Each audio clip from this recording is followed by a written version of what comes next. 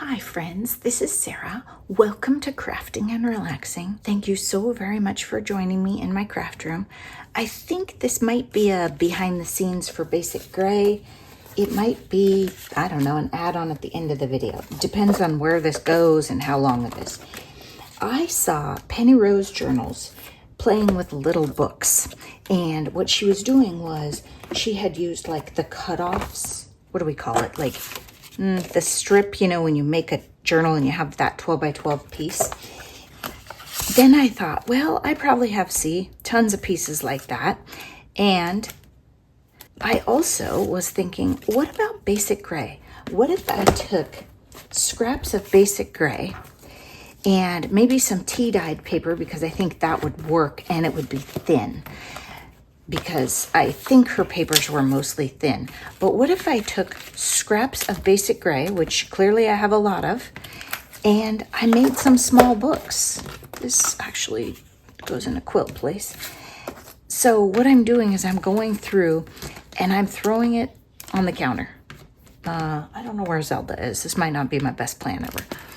But I'm saying, okay, here we go. Bits and bobs and scraps. In some of my bags, I have the cutoff pieces. Let me show you. See, I worked my way down to the bottom. I didn't pull 6x6 whole sheets. I have some other random scraps here. I have all kinds of stuff. This is just a piece of yellowy vellum. Sometimes when I work on a Basic Gray thing, I have a few scraps and throw them in that aren't, right? They were from the project.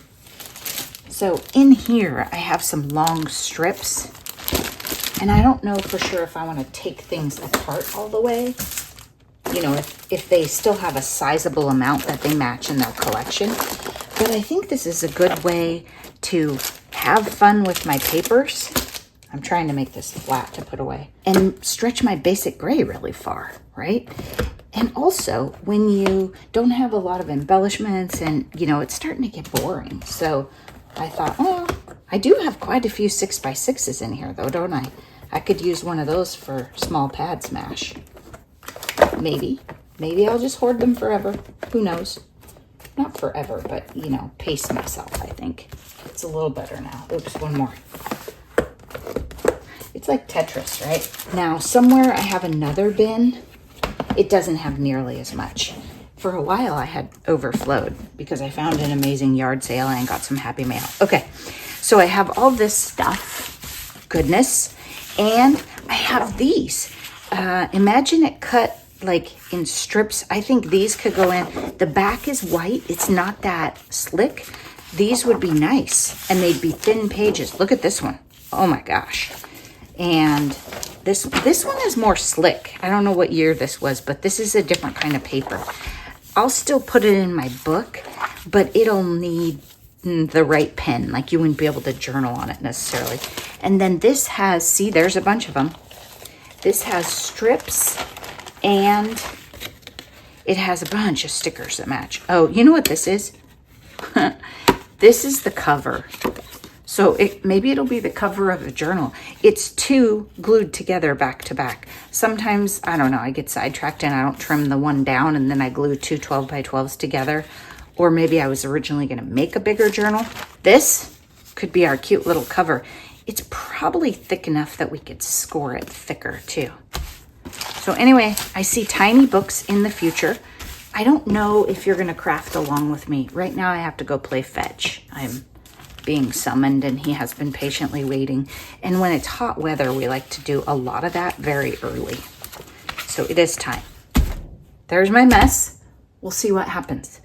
Hers were a pretty consistent size. I think mine will adapt to scraps. There may be a 2-inch one, and then there may be this size. I don't think there will be a 1-inch one.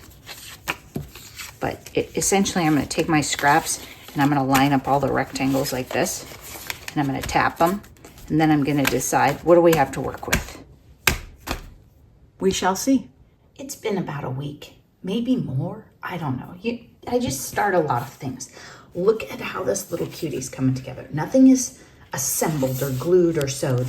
This was that long strip of paper, and I scored it so that it came out nice with good folds. And then I just felt like it needed a little nipped corners. So I think that's like the tiniest rounder on my corner round, like a 4. That's gonna be cute. So I'm thinking 3 sewed signatures. I'm not gonna do eyelets or anything. That'd be too crazy. It's just the scraps. It's the scraps of the fronts. It's the scraps of, that's a lot of scraps of fronts right in a row. I might have to mix those up. Scraps of the paper. I went through my scraps, and if it was big enough for basic gray, I did this one. These were a little taller, or for some reason I just thought it should be another one. This piece was big enough to make this size, and then this was a partial of a 6x6, so I lined that, and then I'm putting things in there that are different sizes. When Penny Rose Journals did hers, all of her pieces of paper were the same size, and I think what she did, I don't know if I saw how they went together or anything, but I think they're the kind where you glue these two back to back.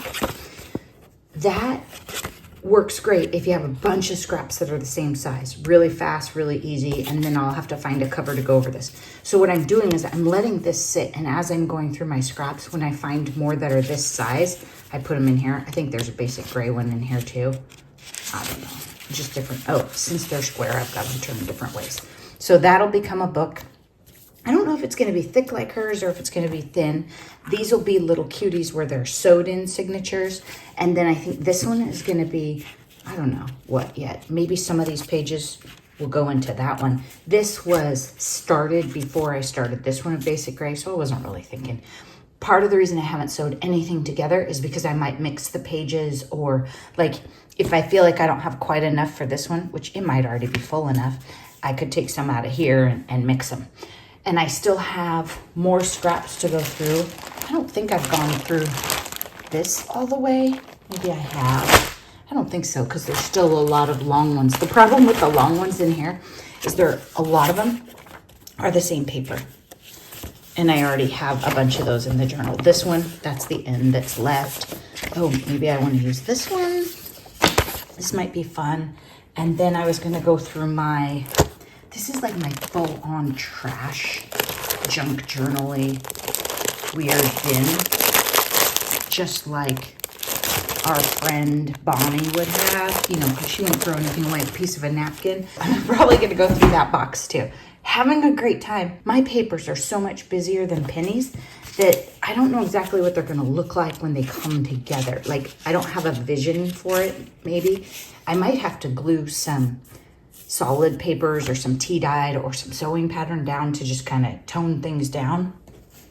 I could use some of whatever this is and then embellish on top of it so that I knock those patterns back. I don't know, but I'm having fun. Right now I'm going to drink coffee. You can see what happened. I made a huge mess, and I just went through and processed scraps and said, this will work for this size. And it got worse. Here's another clip where I started sewing them together. I dug the stuff out of my box. Sometimes it's hard for me to make tutorial or process videos because I'm working on Basic Gray, right? These are Basic Gray scraps. I'm working on the Basic Gray video. And then I keep finding these great 3x6s, so I'm also working on Clear It Out, or this journal that's exactly the Penny Rose style. So sometimes in the behind the scenes, you get the real world messy crafting, but that's really coming together. Thanks so much for watching. I hope you saw the videos of these projects in the end. Bye-bye.